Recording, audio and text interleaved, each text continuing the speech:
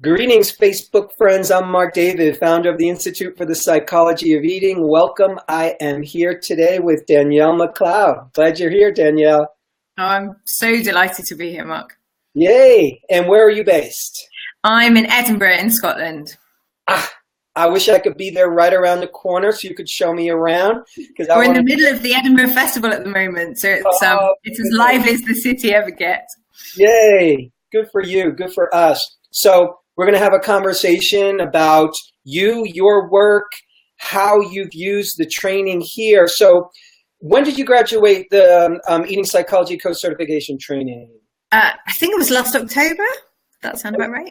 So what in the universe possessed you to push the button and dive into a fairly intensive online training? Like, what happened for you? So no intention, although that's kind of not what happened, of becoming a coach. To be honest with you, apart from that, I was coaching and mentoring in my job, my corporate job, in my spare time.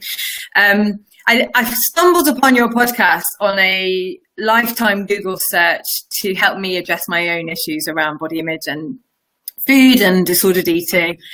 Every time I listened to it, I got really hooked. I kind of listened to it every day, to be honest. I was like, oh, somebody finally providing the missing link, I think, in the whole chain.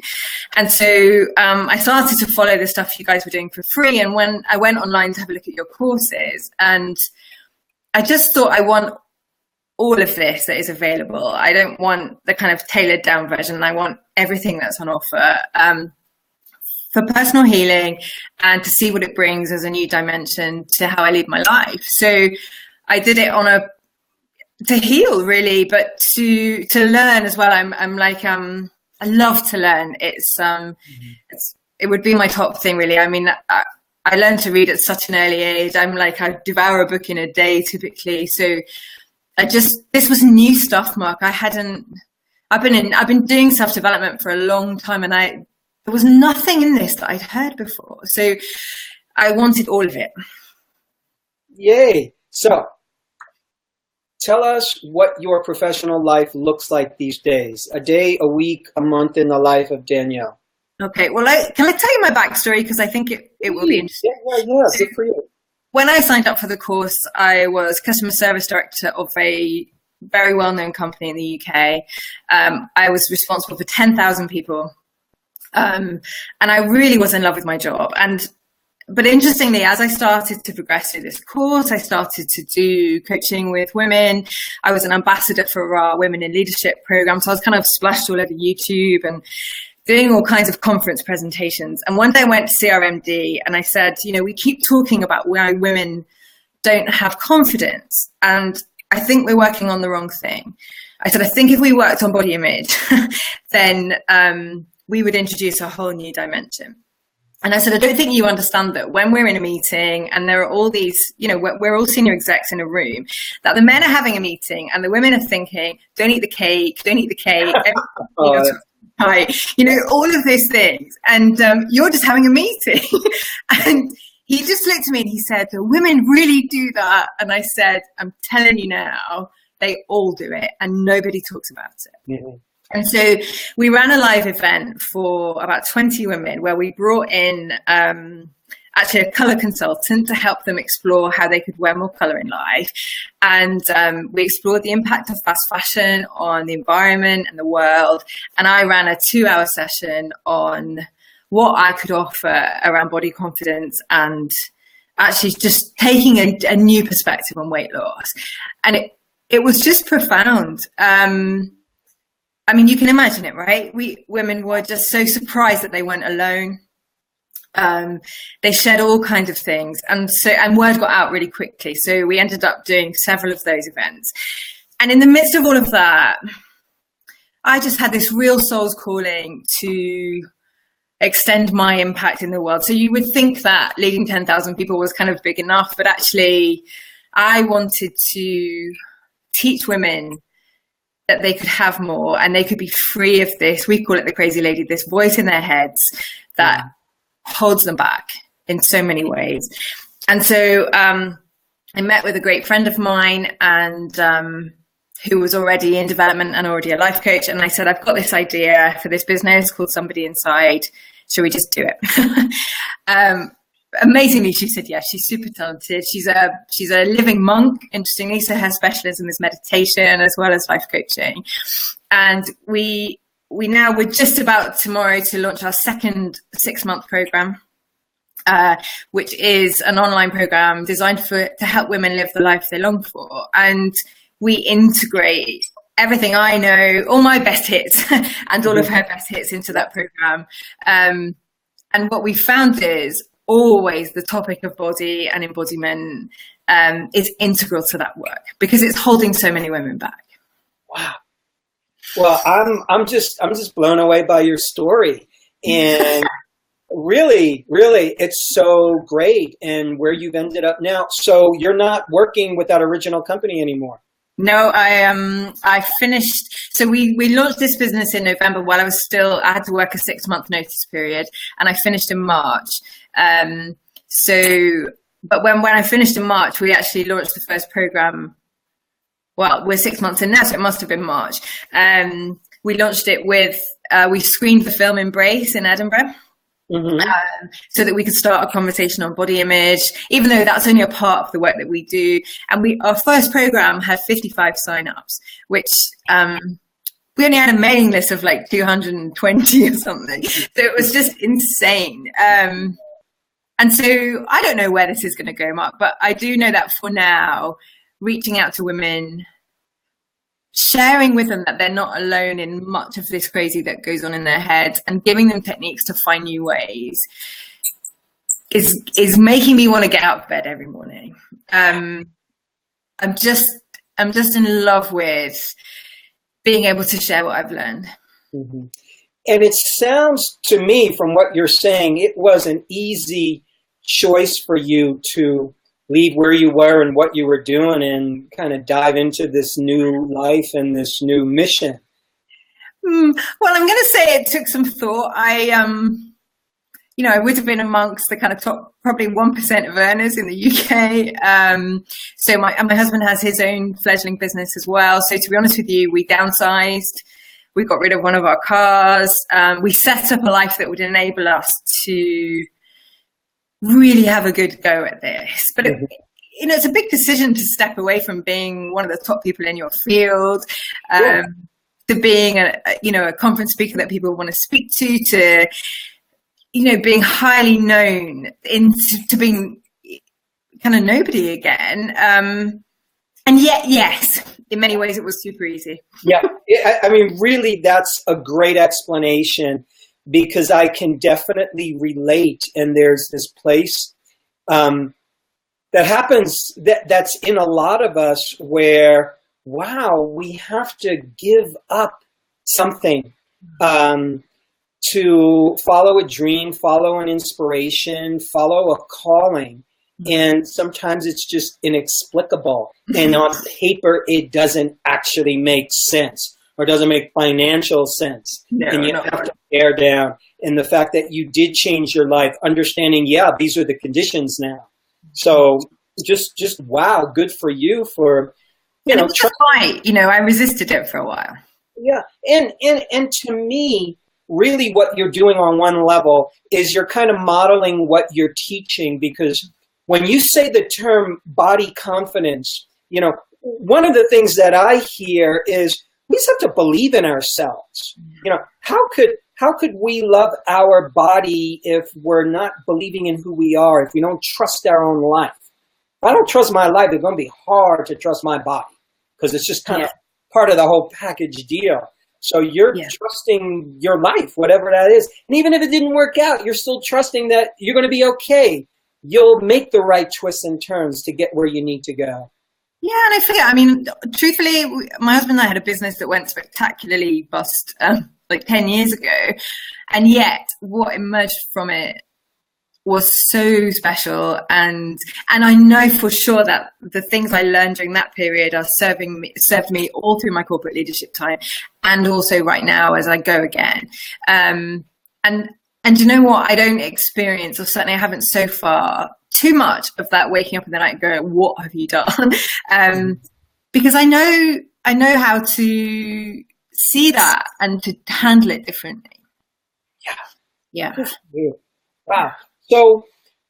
So how do the people who are taking the course, now it's an online course that you've created, how do they find you? How do they end up in your universe? What do you do to make that happen?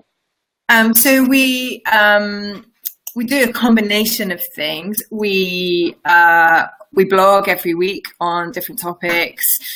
We try to, I mean, we have a very specific tone of voice, which is very much about all being in this together and sharing our vulnerability and our madness, really. So there's a light tone to the work that we do, which we find people are quite drawn to. After we did Embrace, we did a live Q&A on body image and additional tips that we felt were not given throughout the film. That went crazy. I mean, we had been going, we've been going for a week. I think we got 4,000 views of that Facebook Live, which I know that's not big for you, but for a young business is insane. And then we offered, an opt-in to a freebie, which was 6 ways to access the wisdom of your amazing body. And that did super well. We're starting now to do more. We did a 7-day challenge, which was called One Ping at a Time. And it was all based on how people wake up one morning and their joy is gone. Mm-hmm. And our experience, and my experience as well, is you go into this mad panic, right? You're like, where's my joy? Where's my joy? I can't find it.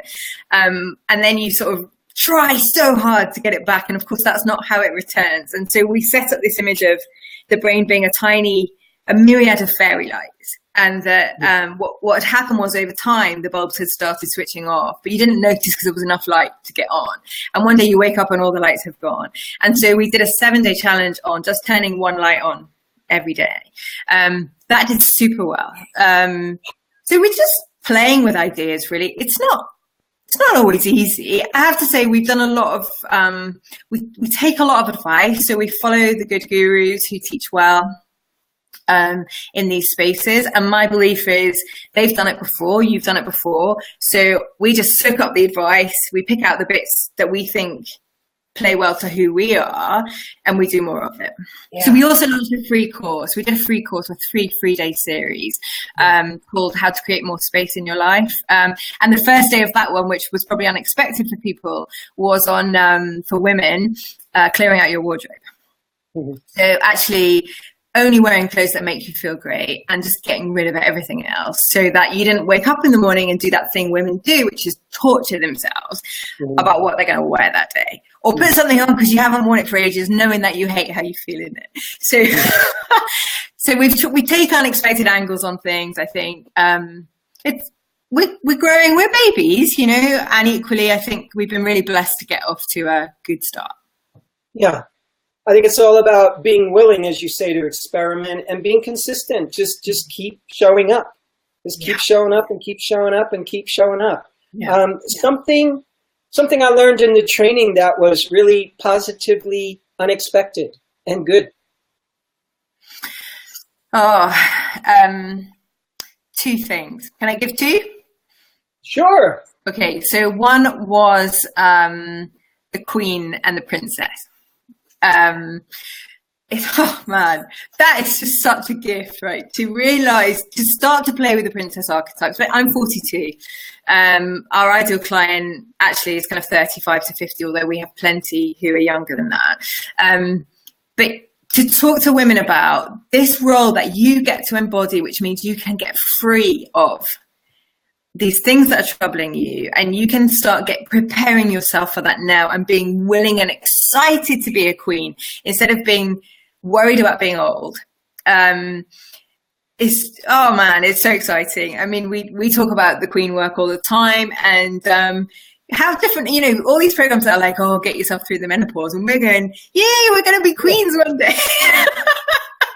So I just thought that was liberating and had never come across it before. Yeah. So that was fantastic. And really, I've returned to that so many times. The second thing for me was, which is kind of two-sided, the generosity of what's taught in the program. So my experience of the world of nutrition is it's like dog eat dog. Mm-hmm. So my way is right, no, my way is right, and therefore you're stupid. And there's all these poor people in the middle of it trying to make sense of it, Mark. And I was one of them, and particularly because I read, crazily, I would just devour every book out there and be like, how am I supposed to work out what's right for me? And so to have a program that says, actually, your body knows best, for one. So you can lose all of this external noise, and also just be generous, take bits, try things, experiment.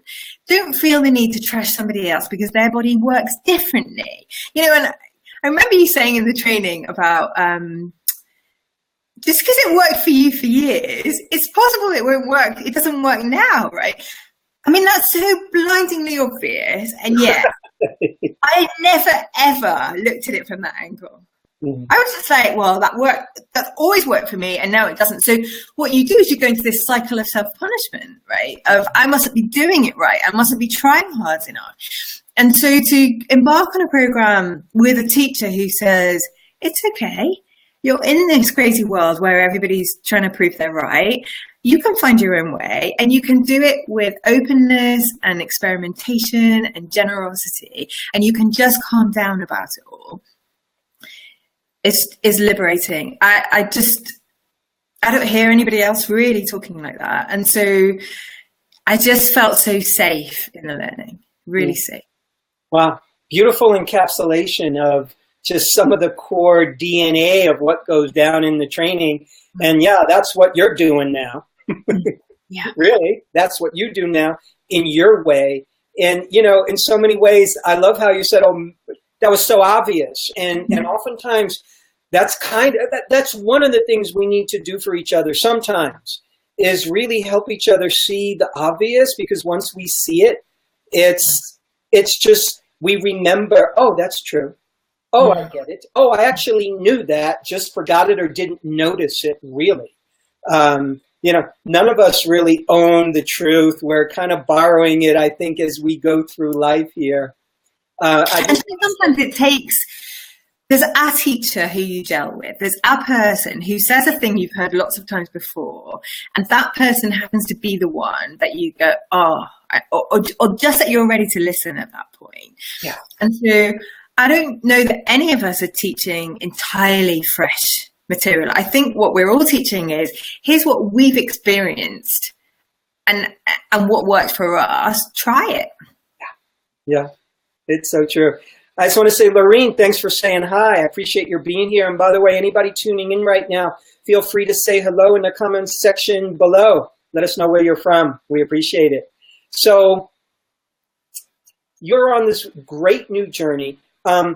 Are you working with individuals privately, or are you just focused on groups? No, so we're doing three things. We do the group. We're just launching a thing. It's actually called the Women's Thing.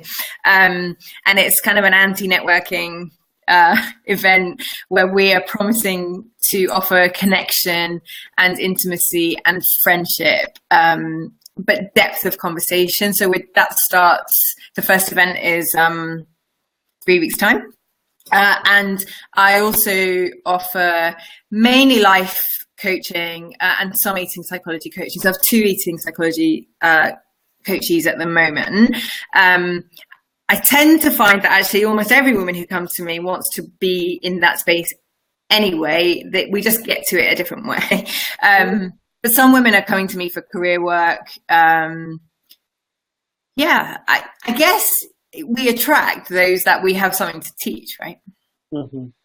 So there are a bunch of people who want me because of my career experience, and also because I didn't even do that the kind of standard way. I learned to lead from, I'm really passionate about heart-centered leadership, and so I want to teach women how you can trust your heart and still lead in the commercial world. So that's really important to me. And then the other space being get free of this voice. And of course, so much of that is body image, which is really where I like to specialize in, just allowing women to get on with their life now. So it's not, I do work with clients where I'm doing nutritional advice and I'm giving them simple tweaks, but my founding place to start is, let's get you happy with today, and then we can build on what's possible.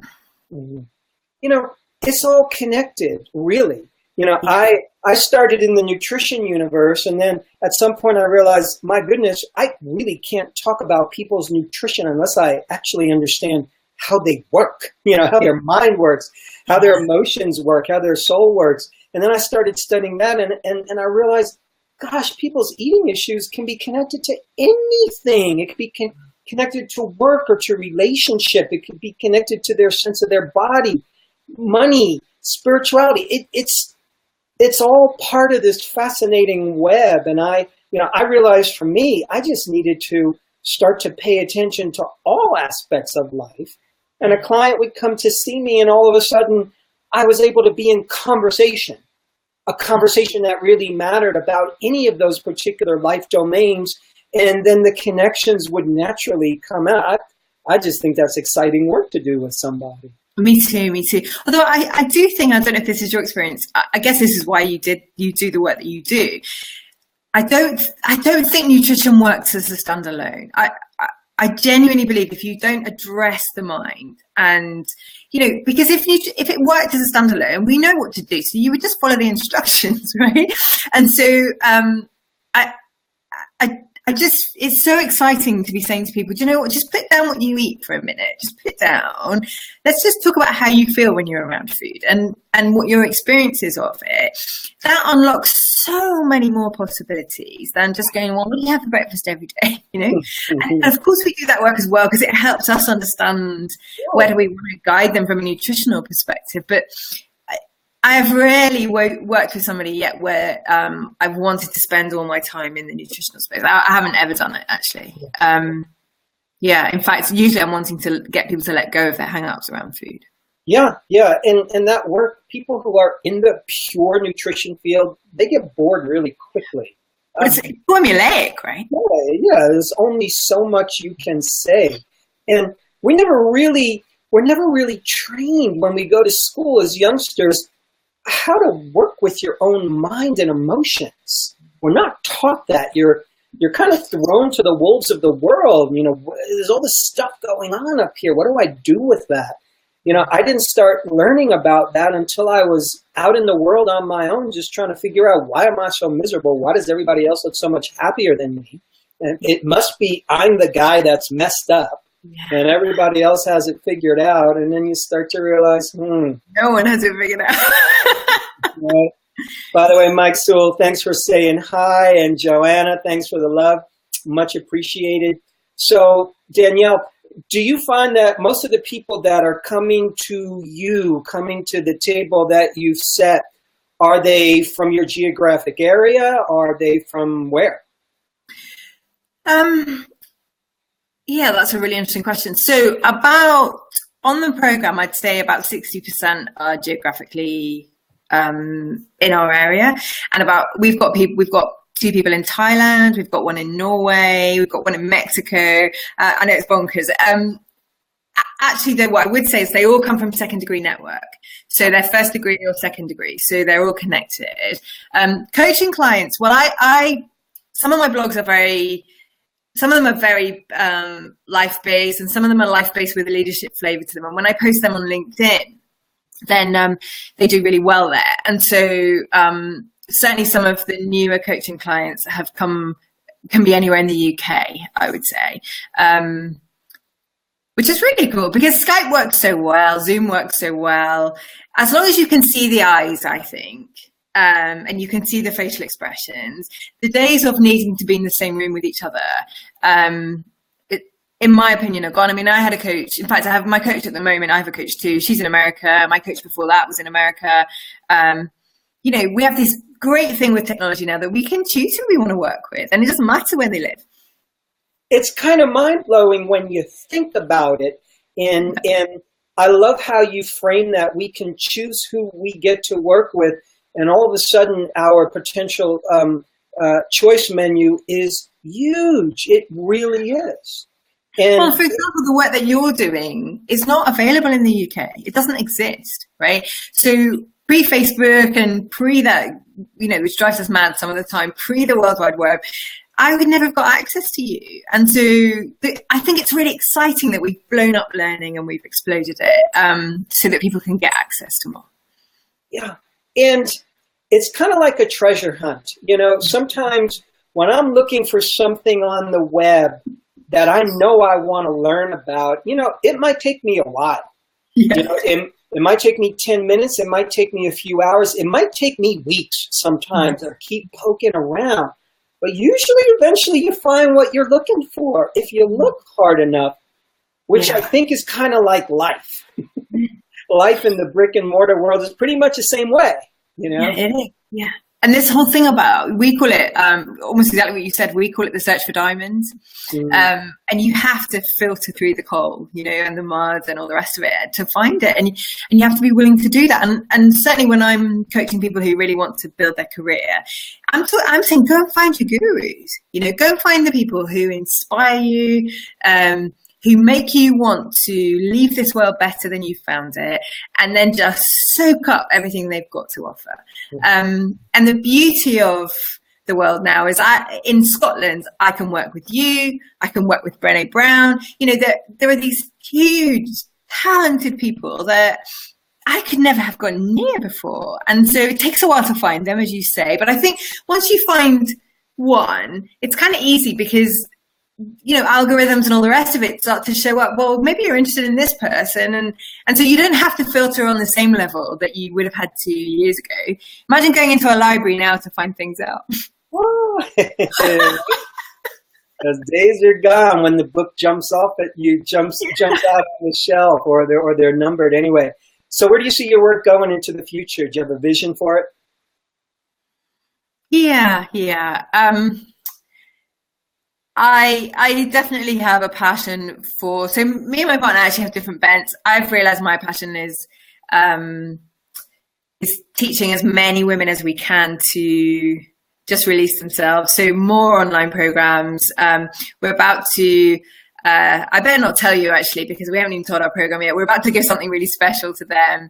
I would personally like to extend our impact and influence though. So one of the beauties of Edinburgh is it's actually a very small city and everybody knows each other. So people are starting to say, oh, okay, yeah, I've seen some of your stuff. I would really, really love to create a community of women in Edinburgh. If it can go anywhere else, just amazing. But in Edinburgh, who are hungry to increase their impact in the world, to let go of the things that are holding them back, and who are just going to be some of the healing that's needed in the world right now. That's a huge vision, right? But let's go big. Yeah. Well, it's good to think big, but I also like it. And it's interesting because, Kaylin's asking in the comments section, about business growth and have you seen your business grow and what contributes to growth? So many of us, we get excited about what we're doing and we want to reach millions of people. And that's great. I've been in that headspace for sure. And at the same time, what I keep seeing, what I've learned is that it all starts with the first person you'll work with. Yeah. If you want to work with 10 people, you have to actually first learn how to work with 1 or 2 or 3. Yeah. And then if you want to work with 15, you got to know how to work with 10 first. So to me, there's something about first things first. Yeah. And really grounding our vision. And, I learned how to do online teaching because I did brick and mortar teaching in a classroom for years. And I would teach to one person. I didn't care, and the numbers increased when they increased and they decreased when they decreased. Sometimes you have no control over it. It's just the weird, strange, unexpected flow of the universe that we just have to be patient with. Yeah, really, because trusting that it's going to create what's needed. And my thing as well, and this was my biggest transformation in the corporate world, is play to your strengths, right? So, I did however many years of being a senior leader and having to be on a stage, right? So having to share my story, having to go and speak at conferences. I was on TV. I worked for a TV company, so I didn't go for the good stuff. I went to get shouted at about things that had gone wrong with customers. So I'm trained in all of that.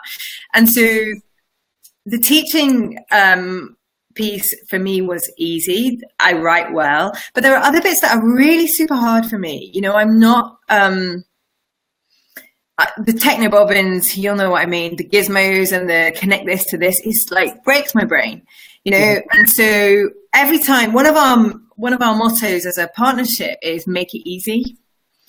And so every time we look at, right, if this is the avenue we're going to take on next, this is the thing we want to try and experiment with. We go, one, does it play to our strengths? If it doesn't, can we make it easy by getting somebody else to help us? And can we do this without leveraging up unnecessary stress in our lives? And so we've had some great ideas that we have said, you know what, we're not ready for that yet. We're just not ready. Let's build on what we've got. Wise words, Danielle. I like that. Life's much more fun when it's easy, right? I mean, it's not that we don't want stretch and challenge, because we really do. What we don't want is unnecessary difficulty. Mm-hmm.